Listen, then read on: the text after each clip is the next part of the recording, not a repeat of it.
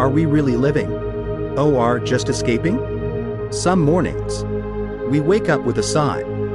Not necessarily because we're tired. Not because we want to give up on life. But because we don't know how to live in a way that feels light.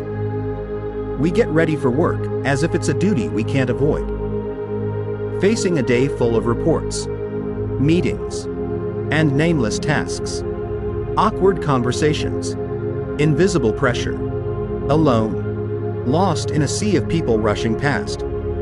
Feeling like just one tiny piece, spinning inside a wheel with no end. So we dream of rest. A day off. No meetings.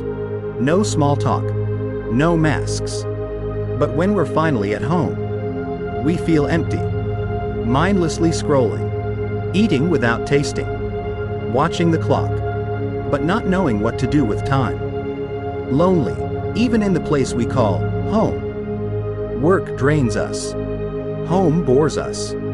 And gradually, we forget where we belong. Inside or outside, nowhere truly feels like a place we can just be. So ask yourself, are we really living, or just hiding? Hiding from work by dreaming of rest. Then hiding from ourselves by staying endlessly busy. What if our whole life is just a loop between running and avoiding? And maybe the hardest part is this. We think we're the only ones feeling this way. But the truth is, so many live like this. The person next to you. Above you. The person in the mirror. Everyone's tired. But everyone's pretending.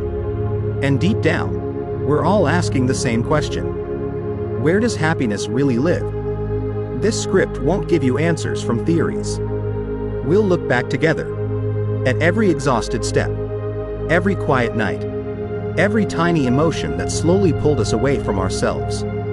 And from there, we'll begin to return. Maybe happiness isn't in some faraway place. Maybe it's just been waiting for us to sit still. To truly live, one day, one breath, one quiet cup of tea. The modern loop, work is exhausting. Home feels empty. Think back for a moment. When was the last time you felt truly happy? Not the fleeting high of a salary bonus. Not the thrill of a social media post going viral. But a quiet, full, peaceful joy. A moment when you wanted nothing more. Because your heart already felt whole. Hard to recall, isn't it?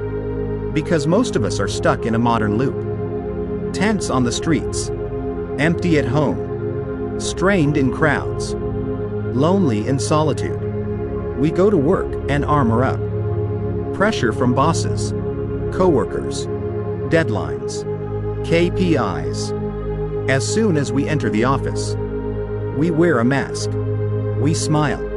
We act competent. We endure, because that's what it means to be a grown-up. We're tired, but we go anyway, hoping the weekend will bring relief. And when the weekend comes, we stay home. But then, we don't know what to do to feel joy. We don't know how to have a real conversation. We've lost the habit of simply being with ourselves. We think home means rest. But for many, it turns into boredom, sadness, even meaninglessness. No tasks to complete. No one who needs us. And suddenly, we feel like we don't exist. And so, life becomes like a rough draft, always unfinished.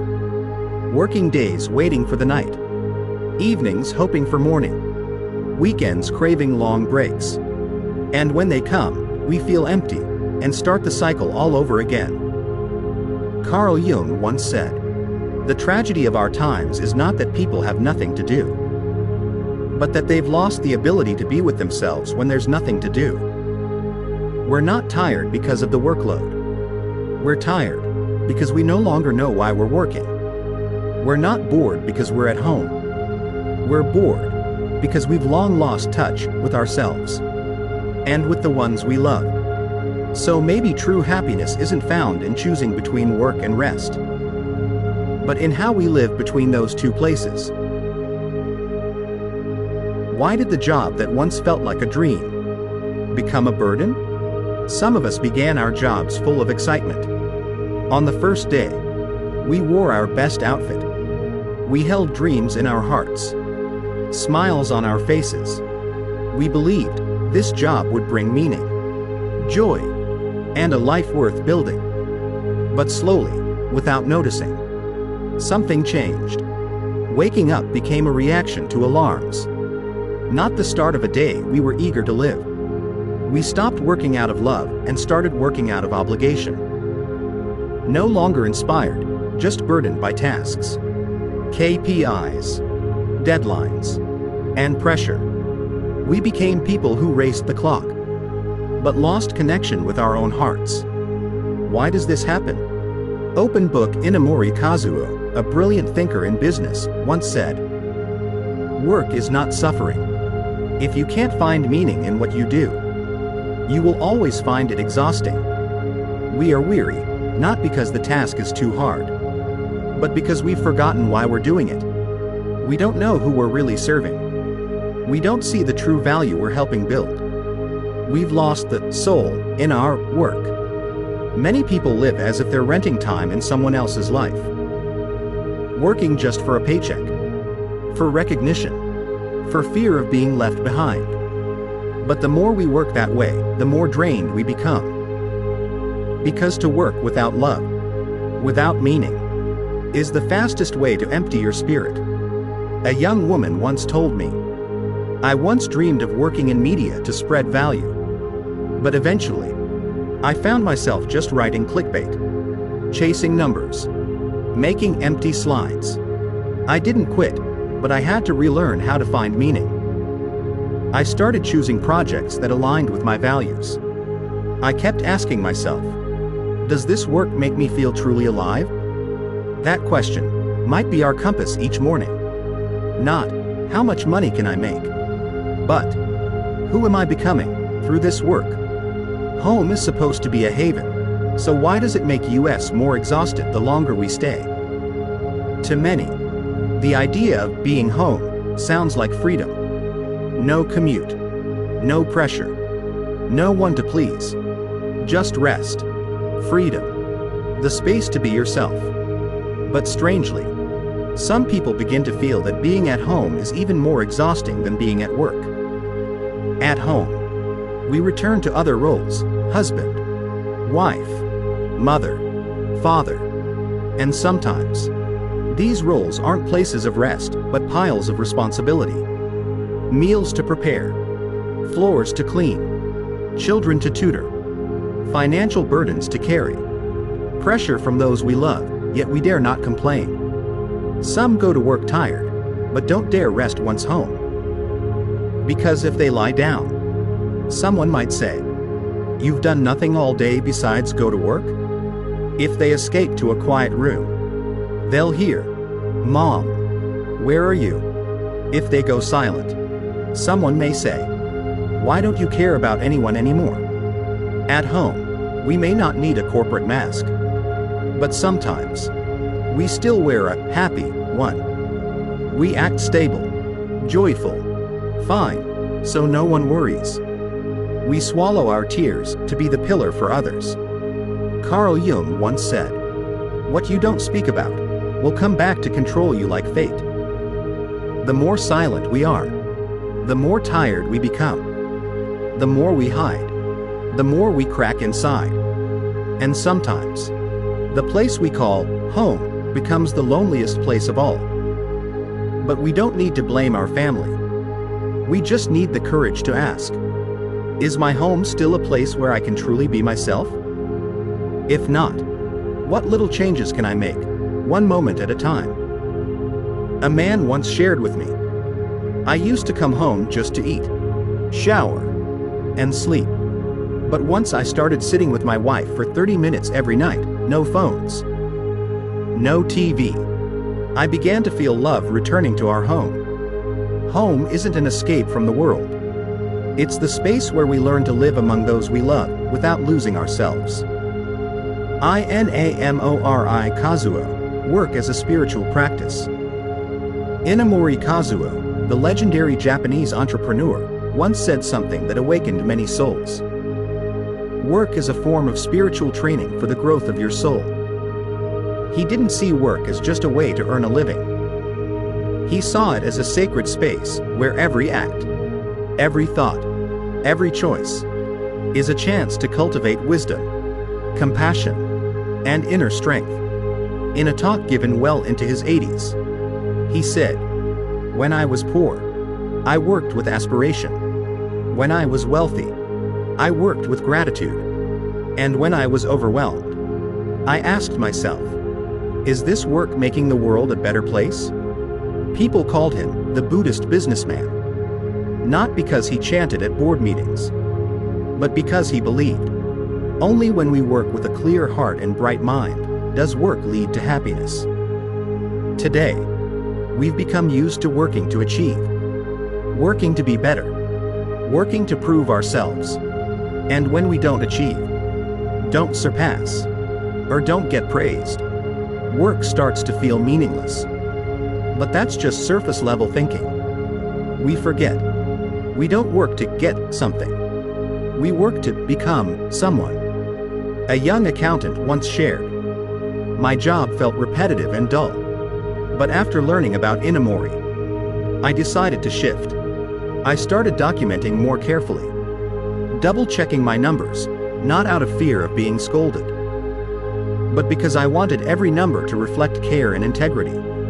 I didn't change jobs, but I started living differently. Work, when done with a bright heart, ceases to be a burden. It becomes training in patience, humility, gratitude, and becoming someone who lives beautifully." If today your job feels meaningless, pause and ask, am I working as someone learning to grow? Or merely as someone counting down the hours? That question might change the quality of your life.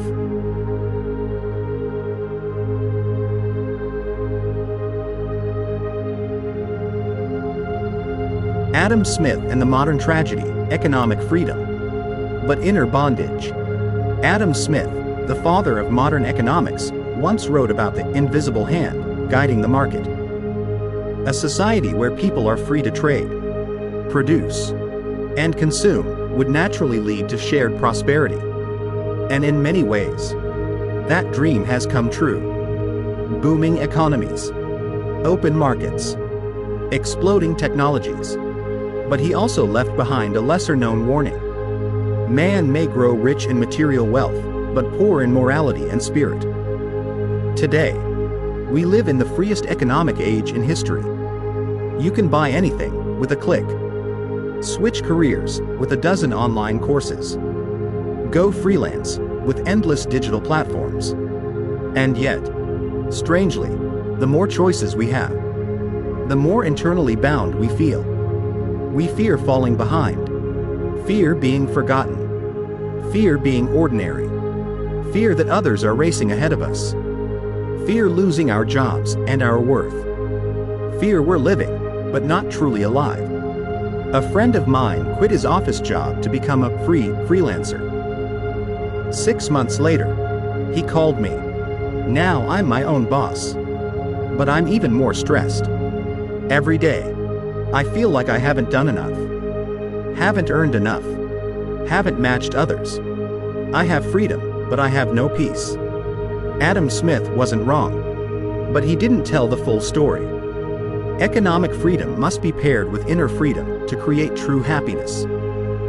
True freedom is choosing to work without fear as the motivator, choosing to rest without guilt, choosing a slower pace without feeling left behind, choosing meaningful, humble work not for glamour, but because it feels right. And if today you feel pulled along by some invisible force, pause, place your hand on your heart, and ask, is this path aligned with what I truly believe in? If the answer is, I'm not sure, then maybe it's time to reclaim your freedom from within, where no invisible hand can reach. Do we work to live? Or live to work? There are 24 hours in a day. We spend 8 of them or more working. Add in commuting, meetings, Overtime. That's 40 to 60 hours each week, sold to something called a job. It's not wrong to work. But the real question is, are we working to live, or living just to work?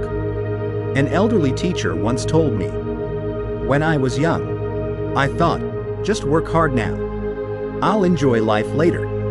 But when I got old, with less health, less time, I realized I had traded too much. I had a title, a pension, but I didn't know how to truly live.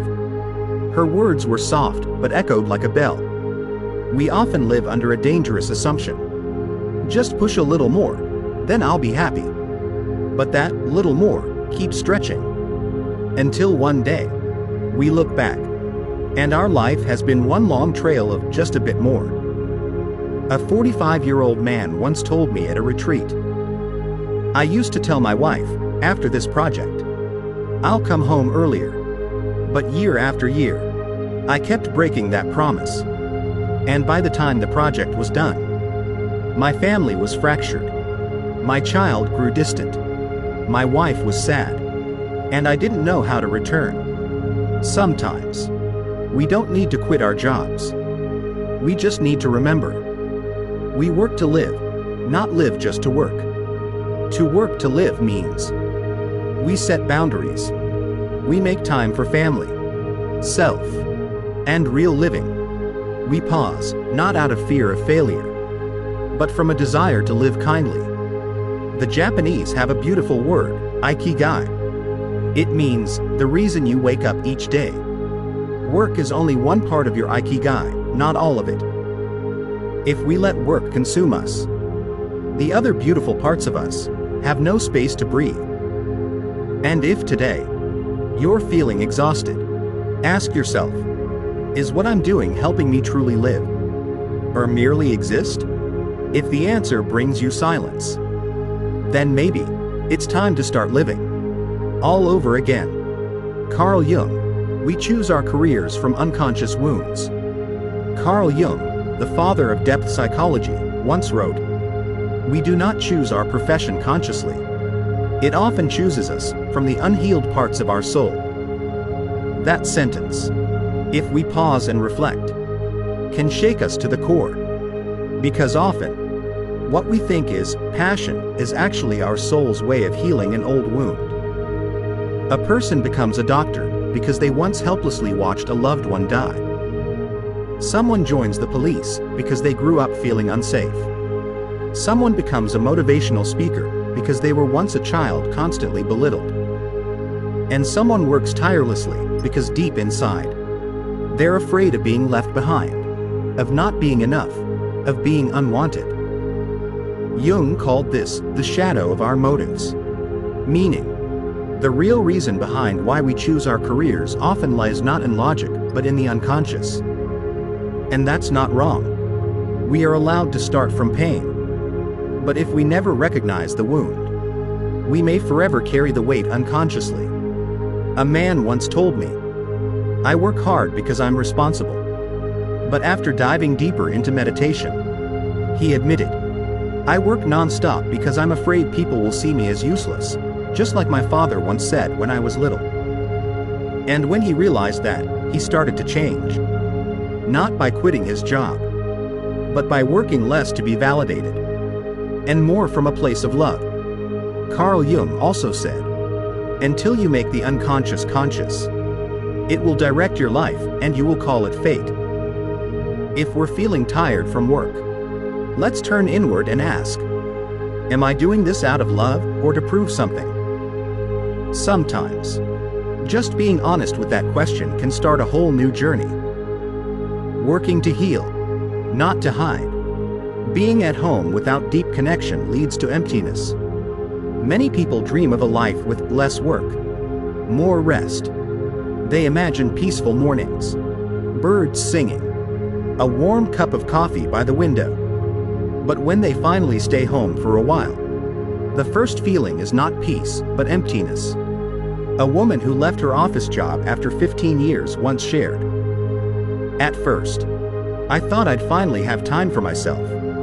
But after just a few weeks, I felt lost. I slept a lot, scrolled my phone constantly.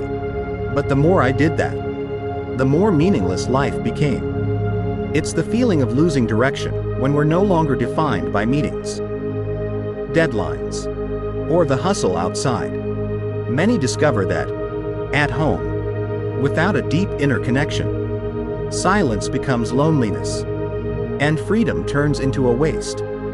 In psychology, this is called an existential vacuum, the void of meaning. It's when we no longer know what we're living for. We're no longer forced to do anything, but nothing feels worth doing either. We've grown used to chasing goals.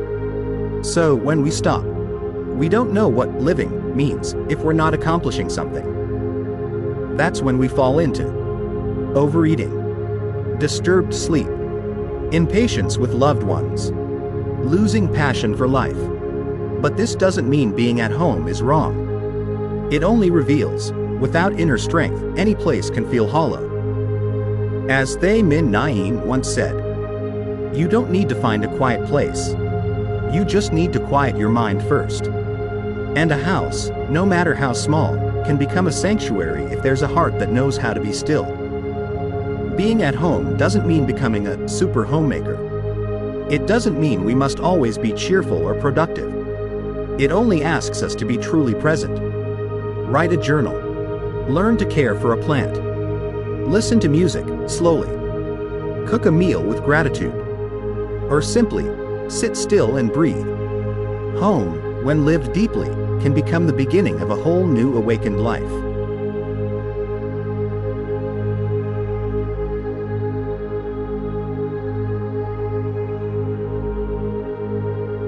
Viktor Frankl, meaning, not comfort, is the root of lasting happiness.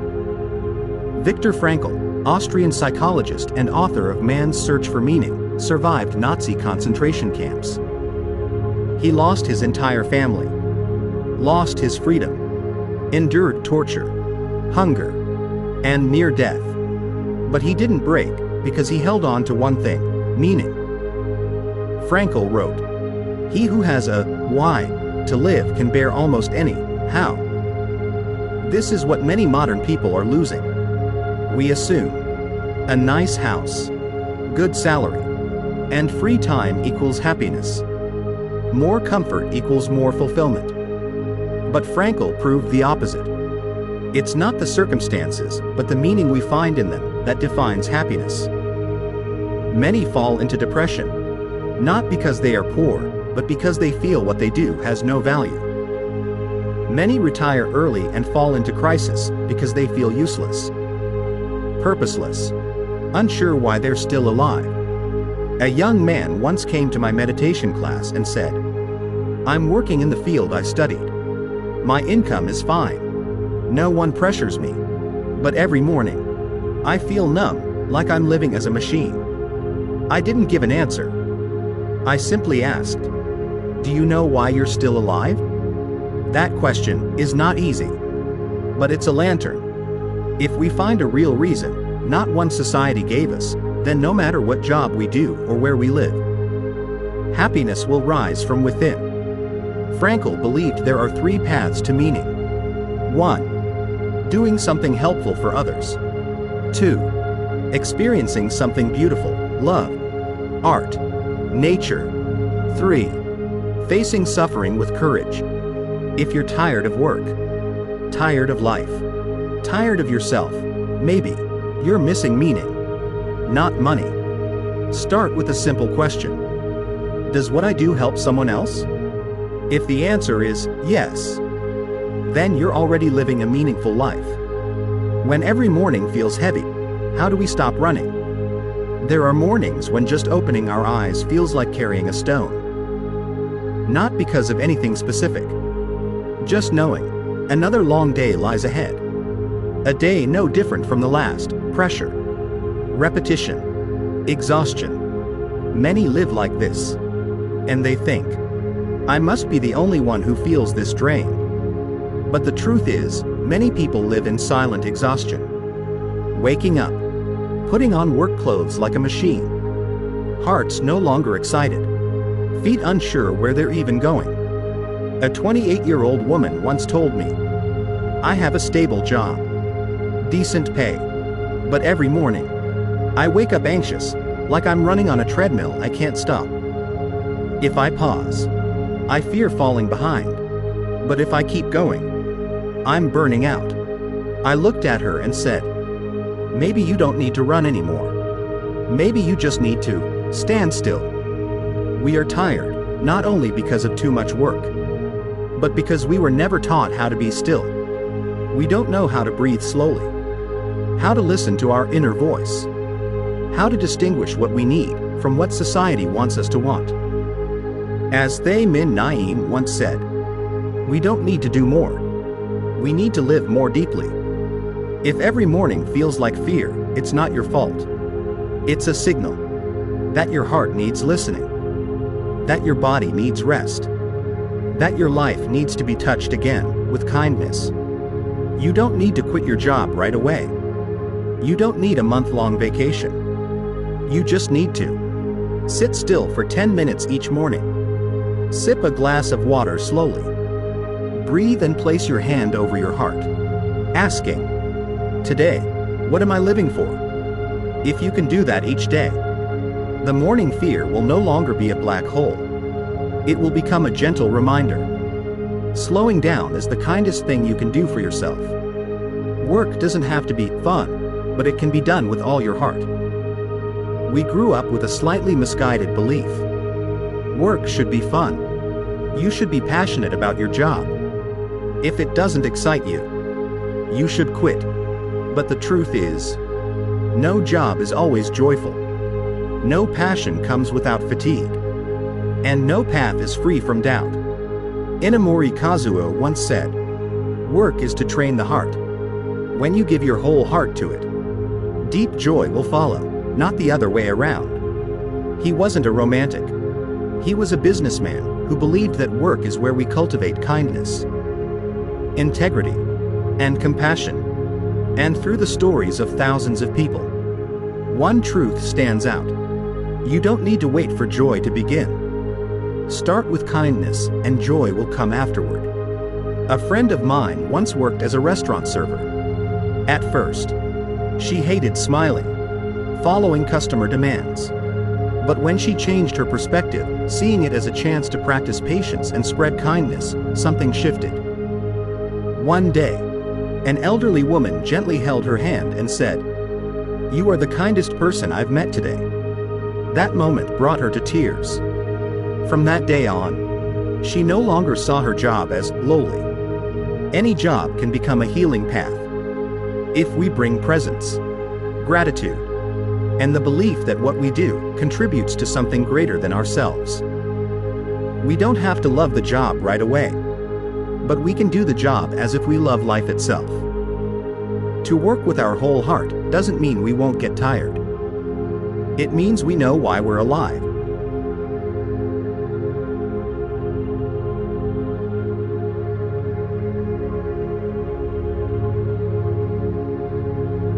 Slowing down in a fast-paced world and the art of true rest.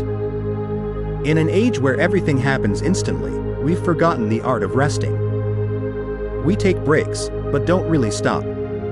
We lie down, but our minds keep spinning. We travel, but our thoughts are still stuck at work. We scroll for entertainment, but the more we scroll, the more drained we feel. Then we complain, "I don't have time. I need rest." But when the break comes, we don't know what to do except sleep or scroll. The issue isn't lack of time. It's that we don't know how to use free time for deep recovery. Thay Min Naeem once said, "True rest happens when the body is relaxed, the mind is present, and we are not pulled away by distractions." Resting is not laziness. It is an art of nurturing. Just like soil needs to rest to restore nutrients, our soul needs moments of stillness to return to itself. Try taking one day off with no screens, no schedule, no need to be productive. Just simply lie. Sip tea without holding your phone. Take a walk without a destination. Lay still and listen to the rain without feeling like it's a waste of time. When we truly slow down, we begin to realize so many small joys are quietly waiting for us. So many precious things pass us by simply because we weren't there. One person once told me, "The day I learned to live slowly, I finally noticed the tree in my yard had bloomed. But it had probably been blooming for years, I just hadn't been present." She smiled and said, "Maybe the flower has always bloomed. I was the one not present." Slowing down is not a step back. It's the only way to truly move forward in a world that's running too fast. Happiness isn't in a place, it's in the way we walk between them. We go to work and feel drained. We stay home and feel bored. So we ask ourselves, then where is happiness? But maybe that question isn't quite right. Happiness doesn't lie in where we are. It lies in how we are when we're there. A person can be in an office and still feel inspired if they know how their work contributes to life. A person can live in a small room and still feel peace if that space holds love, presence, and inner light. A kindergarten teacher once told me, "I used to think my job was insignificant. But the day a child smiled brightly just because I remembered their name, I felt truly present in their joy." That's when I realized, happiness isn't about salary or status. It's about how we live our moments. That simple statement holds a deep truth. Happiness doesn't wait for a new job, a new house, the weekend, the holiday, or some imaginary perfect time. Happiness is here and now if we're awake enough to notice. Eckhart Tolle once wrote, "It's not the situation you're in, but how present you are in that situation." That is the key. Instead of waiting for happiness to come from somewhere, let us learn to walk between our two worlds, work and home, with presence, gratitude, and sincerity. Go to work as someone learning to contribute. Come home as someone returning to the temple of the heart. You don't have to choose one or the other. You can choose how you live in both. When home no longer feels like a haven, we must relearn how to love and heal. Some people are afraid to go home, not because their house lacks comfort, but because they feel unseen. They feel lonely, even in the presence of those they love most. They feel they must keep performing another role to play. The one who's polite, the one who handles everything, the one who's always fine. And slowly, home stops being a place to return to and becomes a place to endure. Just a rest stop they're forced to visit, not a sanctuary for the heart. Why does this happen? Because in a world moving too fast, we forget the most basic truth. To create a true home, closeness of hearts matters more than physical proximity. Many families live under the same roof, yet feel like strangers. Each one in their own screen, each one in their own world, only interacting through reminders, complaints, or criticism. And we call that living together. A young father once said, "My child doesn't need me to make more money. He just needs me to sit with him for 15 minutes without holding my phone." That seemingly simple line is a wake-up call. We don't need to do anything grand. We just need to be present, to listen, to speak kindly, to touch one another with eye contact, with a smile, with a glass of water at the right moment. Sometimes, to warm up a cold home, we don't need to rebuild it. We just need to light the fire again from our own hearts. And always remember, a home doesn't have to be perfect. A home is a place where you're allowed to be tired, to be real, to be vulnerable, without fear of being left behind. If your home feels cold, don't rush to blame anyone. Ask yourself, have I truly been present there? Or am I just a shadow walking through each day, carrying exhaustion, forgetting to leave behind love? Sometimes, just one awakened heart can warm an entire home. And perhaps, that heart could be you. Happiness isn't found in your office or your living room, but in every breath where you know you're alive. Someone once asked me, if you could only tell your child one thing before you leave this world, what would it be? I paused, then answered, don't forget to live. It may sound cliché, but have you noticed? Living, the simplest thing, is what so many of us forget to do. We live to work. We live to pay debts. We live to endure. We live as if waiting for something better to come. Then we ask, why am I not happy? Maybe because we've never truly lived. We don't live fully in our meals. We don't live deeply with our loved ones. We don't live honestly with ourselves. We rush from the office to home, from home to the street, from morning to night, from one day to the next. But forget this truth. Happiness isn't where you're heading. It's in the way you walk. Work doesn't have to feel like a prison. It can be a path of light if walked with kindness and gratitude. Home isn't just a hiding place from life. It can be a place of healing if we dare to sit together in understanding. The Dalai Lama once said, the ultimate goal of life is to live in peace. If you're not at peace, perhaps you're walking the wrong path. And peace isn't a location. It's a state of being. A state of a mind that knows how to return inward, knows how to breathe, knows how to pause, knows how to release illusions and touch the gentle truth of life. Maybe you're tired. Maybe you're uninspired. Maybe you're unsure whether to move forward, turn, or stop. And that's okay. Because sometimes, not knowing is the beginning of awakening. You don't need to go far. You just need to come home. To yourself. To what's real. To a slower, deeper rhythm of life. To a breath long enough to remind you you're still alive. And if you're tired, let yourself rest, not to escape, but to return with a heart that's clearer, stronger, softer. Happiness doesn't wait until the weekend. It doesn't wait for retirement. It doesn't wait for someone else to give it to you. It's already here. In you. In me. In this very moment. If this video touched something in you, consider subscribing as a way to fuel our light, so we can continue creating content that's healing and kind. And if you're going through something, feeling stuck or simply want to share, leave us a comment below. We're not here to tell anyone how to live. We're just here to sit beside each other through the uncertain days and walk this life together a little more gently. We'll see each other again on the journey home, where happiness isn't a destination, but every step, every glance, every simple thing, lived with a present, awakened heart.